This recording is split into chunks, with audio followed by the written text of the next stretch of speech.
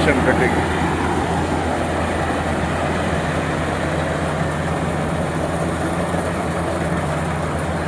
So జనాలు రైతులు ఎక్కువ మిషన్ కటింగ్ యూజ్ చేస్తారు.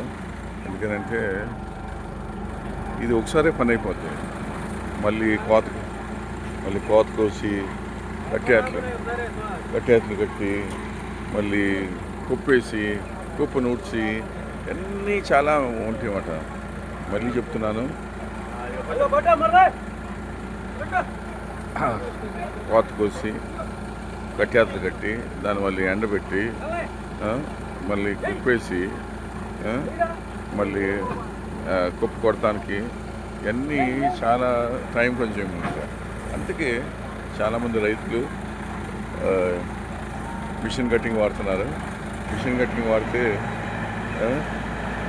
చాలా ఒక రోజుతోనే పని అయిపోతాయి.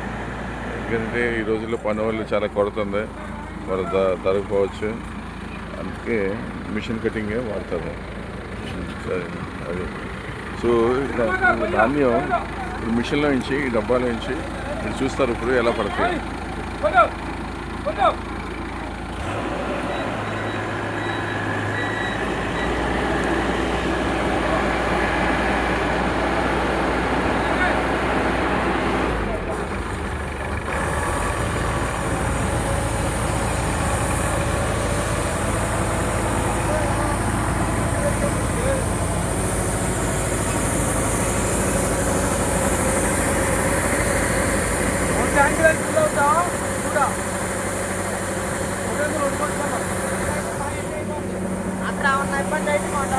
అక్కడ పోసేసాక పోసుకెళ్దాం చక్క చదువుకుంటాం. ఫుల్ అయిపోయిందిగా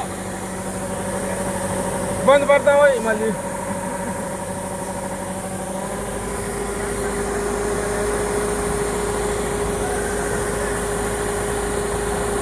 ఎందుకైనా 10 బస్తాలు అవుతా, 10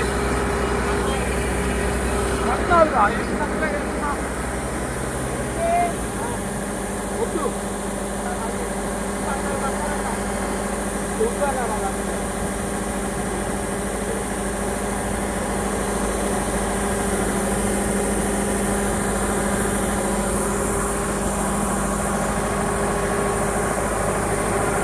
కొట్టుతాడు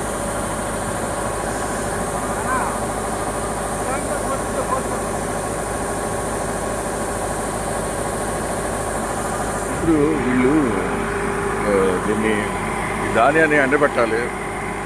బాగా 2-3 రోజులు ఎండబెట్టినాకనే వాళ్ళకి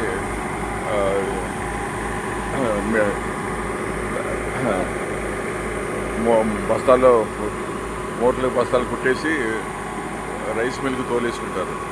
ఈరోజు రైతు జీవితం చాలా కష్టం ఇది, కానీ రైతుకి మాత్రం న్యాయం జరగట్లేదు. చాలా చురుకంగా చాలా వాళ్ళు ఉన్న గౌరవం ఎవరో ఇవ్వట్లేదు రైతు గౌరవం. అది ఏం చెప్పలేము. నేను ఏం చేస్తాను, సమాజం అలా అయిపోయింది. అది దయచేసి రైతులకి గౌరవం ఇవ్వండి. అది ఇప్పుడు ఇవన్నీ ఎండబెట్టుకోవాలి. 15% కంటే ఎక్కువ తేమంటే మీరు రైస్ మిల్ ఒకటి తీసుకోండి. సో వీళ్ళు ఎండబెట్టుకోవాలి. ఇదంతా పెద్ద శాఖ ఇది. సో ఎందుకు 2 రౌండ్లు అయినాయి నాన్న.